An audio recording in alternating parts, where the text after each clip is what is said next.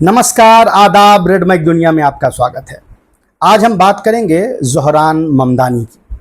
आपने देखा होगा पिछले कई दिनों से कि ज़ोहरान ममदानी को लेके इक्वल अमाउंट में बुके और ब्रिक बैट्स दोनों उनको मिल रहे हैं। हर जगह उनकी चर्चा है, अमेरिका के बड़े अखबारों के फ्रंट पेज पे हैं, चाहे वो न्यूयॉर्क टाइम्स हो, चाहे वॉशिंगटन पोस्ट हो, BBC उनको कवर कर रही है और यहाँ तक कि हिंदुस्तान के भी कई अखबारात और चैनल्स जो हैं उनको कवर कर रहे हैं। तो फिर सवाल ये उठता है कि अमेरिका के एक शहर के मेयर के इलेक्शंस और उसमें भी प्राइमरी को लेकर दुनिया में इतना उत्साह क्यों है? तमाम देशों में शहर होते हैं, दिल्ली के मेयर को तो लेकर उतना उत्साह नहीं है, कलकत्ता के मेयर को लेकर इतना उत्साह तो नहीं है, बीजिंग के मेयर को लेकर तो इतना उत्साह नहीं है। फिर ऐसी क्या बात है ज़ोहरान ममदानी में कि पूरी दुनिया उनकी बात कर रही है? इन्हीं सवालों को आज हम डील करेंगे आज के दुनिया में। देखें, अव्वल तो ये है कि दुनिया का निज़ाम इस तरह से है कि जो अंडरडॉग होता है ना, उसके साथ सहानुभूति जो है वो सबकी जुड़ जाती है। ज़ोहरान ममदानी ने जब अपना ये कैंपेन शुरू किया था डेमोक्रेटिक पार्टी के प्राइमरी के लिए, यानी मेयर के प्राइमरी के लिए, जब उन्होंने अपना कैंपेन शुरू किया था जनवरी महीने में, तो उनकी टोटल नंबर ऑफ जो वोट्स थे, यानी जो एग्जिट पोल में उनको वोट आते हुए दिख रहे थे, वो महज 1% था, महज 1%। वहाँ से ये कैंपेन इस जगह पे पहुँचा जहाँ आज ममदानी 43.5% वोट लेके कुछ न्यूयॉर्क के सबसे कद्दावर राजनीतिक जो परिवार हैं उनके जो रिप्रेजेंटेटिव थे उनको हरा के वो डेमोक्रेटिक पार्टी के नॉमिनी बने हैं। एक चीज़ मैं यहाँ दर्शकों को समझा दूँ, मैंने कई जगह देखा ये गलती लोग कर बैठते हैं कि उनको ये लगा कि ये मेयर का मुख्य चुनाव था और ममदानी ये चुनाव जीत के मेयर बन गए। नहीं, ऐसा नहीं है। जैसा हमने पहले भी कई बार ये बात की है कि अमेरिका में प्राइमरीज और कॉकसेस का कल्चर है, जिसमें कि जो कैंडिडेट है वो भी चुना जाता है वोटिंग से। तो ये जो अभी चुनाव हुए हैं वो डेमोक्रेटिक पार्टी के जो कैंडिडेट्स हैं जो मेयरल इलेक्शन में लड़ेंगे उनका प्राइमरी था और उस प्राइमरी में ज़ोहरान ममदानी जो है वो विजयी घोषित हुए हैं। मेयरल चुनाव नवंबर महीने में है, जहां पे ममदानी जो रिपब्लिकन पार्टी के जो नॉमिनी हैं उनके अगेंस्ट और जो कुछ इंडिपेंडेंट्स हैं, इंक्लूडिंग जो अभी वहाँ के इनकम्बेंट मेयर हैं, एग्जिस्टिंग मेयर हैं, वो भी चुनाव लड़ेंगे। हालांकि इंडिपेंडेंट लड़ेंगे, वो डेमोक्रेटिक पार्टी के से नहीं लड़ेंगे। उनके खिलाफ जब वो फिर इलेक्शन लड़ेंगे और भी तमाम लोग उसमें शामिल हैं, कम 4 या 5 लोग उसमें लड़ सकते हैं। उसके बाद अगर वो जीतते हैं चुनाव, तब जाके ज़ोहरान ममदानी दुनिया के सबसे इम्पोर्टेंट सिटी न्यूयॉर्क के पहले मुस्लिम और पहले इंडियन अमेरिकन मेयर बनेंगे। ये बहुत बड़ी अचीवमेंट है। लेकिन बात करते हैं कि फिर इतना हल्ला गुल्ला क्यों है सिर्फ उनके इस प्राइमरी जीतने से? वो पहले कैंडिडेट तो है नहीं जिन्होंने ये प्राइमरी जीता है। तो बात यह है कि वो एक नए किस्म की पॉलिटिक्स लेके आए हैं और नए किस्म के पॉलिटिक्स की बात कर रहे हैं, जिस किस्म की पॉलिटिक्स न्यूयॉर्क सिटी के मेयरल इलेक्शन में अभी तक नहीं देखी गई है।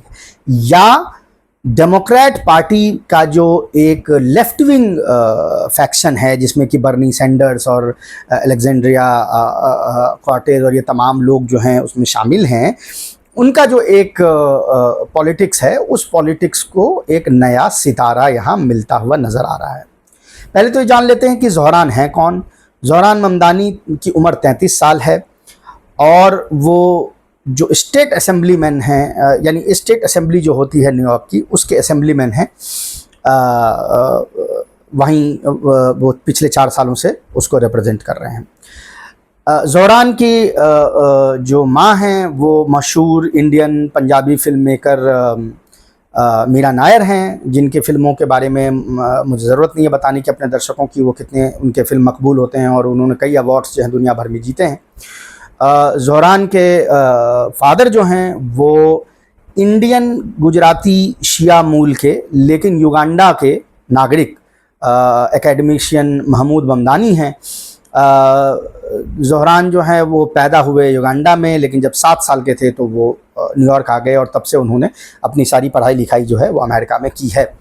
और इससे पहले वो एज एडवाइज़र काम कर रहे थे कि जिन लोगों के घर जो हैं वो लोन, यानी जिन गरीब लोगों के घर बिना लोन के चुकाए बिना उसको छीन लिया जाता है, उसको रोकने के की जो कुछ तंजीमें थी उसमें एज एन एडवाइज़र वो काम कर रहे थे। ज़ोहरान का जो पूरा कैंपेन है अगर आप वो देखें तो वो डेमोक्रेटिक सोशलिस्ट कैंपेन है।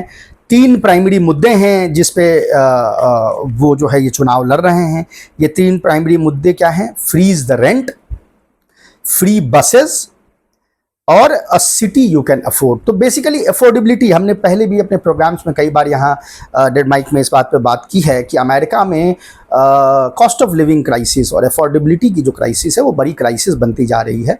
और चूंकि एग्जिस्टिंग डेमोक्रेट जो यानी स्ट्रक्चर है वो इसको ना एड्रेस करके वो अलहदा यानी वोक पॉलिटिक्स और इस तरह की चीज़ों में इंडल्ज करता है, तो जो वर्किंग क्लास वोटर है वहाँ पे उसको ये लगता है कि क्यों ना हम जो है ये रिपब्लिकन के तरफ अपना दाव लगा के देखें। हालांकि रिपब्लिकन पार्टी क्या ही वर्किंग क्लास की मदद करेगी, लेकिन कम से कम डेमोक्रेट पार्टी से जो नाराज़ लोग हैं वो उस तरफ वोट करते नज़र आए हैं। और यही कारण है कि डोनाल्ड ट्रंप इतनी बड़े मत से दोबारा चुनाव जीत पाए थे। उसके बाद से डेमोक्रेटिक पार्टी में इसको लेके चर्निंग है कि हमें जो कोर इश्यूज़ हैं उसको एड्रेस करनी चाहिए। ये 20 बाथरूम और 34 जेंडर और ये तमाम चीज़ें अपनी जगह हैं, वो भी हो सकता है कि किसी का कोर एरिया हो, लेकिन डेमोक्रेट पार्टी का कोर बेस ये होना चाहिए कि जो मिडिल क्लास है, लोअर मिडिल क्लास है और जो वर्किंग क्लास है वो कैसे एक डिग्निटी की ज़िंदगी गुजर बसर कर सके बड़े शहरों में जहाँ कॉस्ट ऑफ लिविंग क्राइसिस सबसे ज़्यादा है। और जहाँ कॉस्ट ऑफ लिविंग क्राइसिस की बात आती है तो मुझे नहीं लगता कि न्यूयॉर्क से ज़्यादा ये मुद्दा कहीं पे गर्म है। न्यूयॉर्क में रहना इतना अनअफोर्डेबल हो गया है कि मैं अपने किसी एक दोस्त को जानता हूँ जो वहाँ एक यूनिवर्सिटी में पढ़ती थी आज से कुछ साल पहले। उनको एक सीढ़ी जो जीना होता है, उस जीने के नीचे की एक जगह जहाँ जनरली इंडिया में आपको वाटर मोटर पंप लगा हुआ होता है, वो छोटी सी जगह उनको $1100 पर महीने के रेंट पे लेनी पड़ती थी न्यूयॉर्क में। तो इससे आप अंदाज़ा लगा सकते हैं कि कितना अनअफोर्डेबल ये शहर हो गया है। तो जाहिर है कि ये चुनाव जो है इस मुद्दे पे लड़ा है ज़ोहरान ने। और ज़ोहरान की एक सबसे बड़ी खासियत ये है कि एक तो बहुत अच्छा कम्युनिकेशन स्किल है, ज़बान पे जो जिसको कहते हैं कि पकड़ है। दूसरी है कि क्लैरिटी ऑफ थॉट बहुत है, यानी वो मीली माउथेड, वो बात को चबा के और वो स्लाइट ऑफ हैंड और इस तरह की चीज़ें वो नहीं करते हैं। बड़ा क्लैरिटी से बात करते हैं और अपने आइडेंटिटी को लेके वो एपोलोजेटिक नहीं है। जिस तरह का इस्लामोफोबिया अमेरिका में है, जनरली जो मुस्लिम कैंडिडेट होता है वो एक तरीके से हाउस निग्रो के तरह वहाँ बिहेव करने लगता है, लेकिन ज़ोहरान वो नहीं है। तमाम मुद्दों पे वो खुल के आते हैं, चाहे वो सोशलिज़म का मामला हो, चाहे वो अपनी आइडेंटिटी का मामला हो, हर चीज़ पे वो उनका एक क्लैरिटी ऑफ थॉट नज़र आता है। और ये चीज़ वहाँ के जो वोटर्स हैं उसमें ये पसंद आई है उनको। ज़ोहरान के अगेंस्ट में चुनाव लड़ रहे थे कुमियो साहब, जो पहले यहाँ के गवर्नर थे और बहुत साल पहले उनको एक सेक्सुअल हैरेसमेंट के चार्ज में उनको इस्तीफा देना पड़ा था। डेमोक्रेट पार्टी के हैं, वहाँ के बहुत ही बड़े पॉलिटिकल फैमिली से आते हैं। इनिशियल डेज में वो लीड कर रहे थे और जाहिर है कि डेमोक्रेट पार्टी की जो कोर जिसको कह सकते हैं कि टीम है वो उनके साथ थी। सारे बड़े नेता उनको इंडोर्स कर रहे थे, लेकिन लोगों को वो लुभा नहीं पाए। लोगों को समझ में आ गया कि ये एक आदमी को रिहेबिलिटेट करने की कोशिश है और इनके पास कोई क्लियर प्लान नहीं है न्यूयॉर्क को लेके।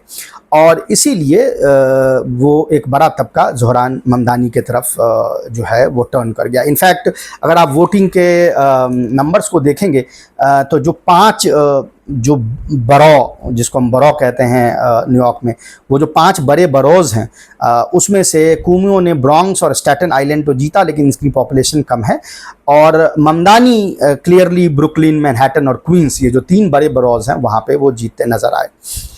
जहाँ तक डेमोग्राफिक का सवाल है तो यंग वोटर्स बहुत बड़ी तादाद में ममदानी के लिए निकल के आए।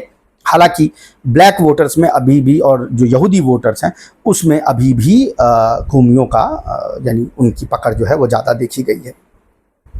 जो पूरा कैंपेन था ममदानी का वो था भी इस तरह से कि वो कोशिश ये कर रहे थे कि यंगस्टर्स को अटैक करें, लेकिन जो एग्जिस्टिंग जिसको आप कह सकते हैं कि डेमोग्राफिक्स है उसको भी तोड़ने की कोशिश करें। यही रीजन था कि उनका कैंपेन जो है बहुत मॉडर्न था, सोशल मीडिया बेस्ड था, टिकटॉक पे, एक्स पे, तमाम इन जगहों से वो कैंपेन करते थे और door to door campaign. In fact जैसे फॉरेस्ट गंप फिल्म में आपने देखा होगा कि एक बार वो चलता जाता है, फिर वो चलता ही चला जाता है और पूरी दुनिया उसके साथ हो जाती है। ऐसी ही कुछ चीज़ जो है वो पिछले हफ्ते नज़र आई जब ज़ोहरान घर से निकली और पैदल चल दिए न्यूयॉर्क में और 20 किलोमीटर चलते रहे। और वो 20 किलोमीटर में लोग उनसे, वो जो हम उर्दू का शेर है ना कि लोग आते गए काफिला बनता गया, वो वैसा तब्दील हो गया। लोग सड़कों पे निकल के आने लगे और उनसे बात करने लगे और उनको सपोर्ट दिखाने लगे और वो बड़ा एक स्वीपिंग इंसिडेंट था इस इलेक्टोरल कैंपेन में, जहां पर वो जिसने टर्न कर दिया इस नंबर्स को। ये याद रखें कि वोटिंग से एक रात पहले तक के भी सारे एग्जिट पोल जो है वो कुमो को ये इलेक्शन जितवा रहे थे। तो अब आगे क्या होगा? आगे ये होगा कि नवंबर में मेयर के प्रॉपर चुनाव होने हैं, जिसमें कि ममदानी तो लड़ेंगे ही। जो एक पुराने जो अभी इनकम्बेंट वो हैं मेयर हैं, डेमोक्रेट पार्टी की तो हैं, लेकिन आजकल उन्होंने ट्रंप के साथ जो है दोस्ती कर ली है। इनफैक्ट एक क्विड प्रो को रिलेशन उनका ट्रंप के साथ बना है। उन पे करप्शन के चार्ज लगे हुए थे, इनफैक्ट इंडाइट हो गए थे वो, लेकिन ट्रंप के साथ डील करके उन्होंने ट्रंप के जो डिपार्टमेंट ऑफ जस्टिस है उन्होंने उनके खिलाफ केस जो है वापस ले लिया। उसके बदले में ट्रंप की जो राइट विंग पॉलिसी है उसको वो इम्प्लीमेंट न्यूयॉर्क में कर रहे हैं, तो हाईली अनपॉपुलर हो गए हैं। 20% से ज़्यादा उनकी अप्रूवल रेटिंग नहीं है, हालांकि वो चुनाव लड़ेंगे। क्यूमो जिसको अभी इन्होंने प्राइमरी में हराया है वो एज एन इंडिपेंडेंट भी रजिस्टर हो चुके हैं, तो वो भी चुनाव लड़ सकते हैं। और इसके अलावा जो रिपब्लिकन पार्टी के नॉमिनी हैं जो वहाँ पे हैं वो भी चुनाव लड़ेंगे। ऐसे तो देखा जाए तो अगर वोट परसेंटेज देखें तो 6:1 में वोटर्स जो हैं डेमोक्रेट पार्टी के हैं वहाँ न्यूयॉर्क में, तो उस हिसाब से तो बिल्कुल केक वॉक होना चाहिए मेन इलेक्शन ममदानी साहब के लिए।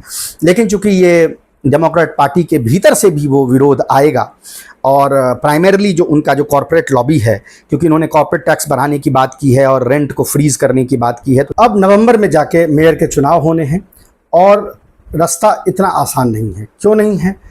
क्योंकि ममदानी के लिए जो अपोजिशन है वो हर तरफ से आएगा।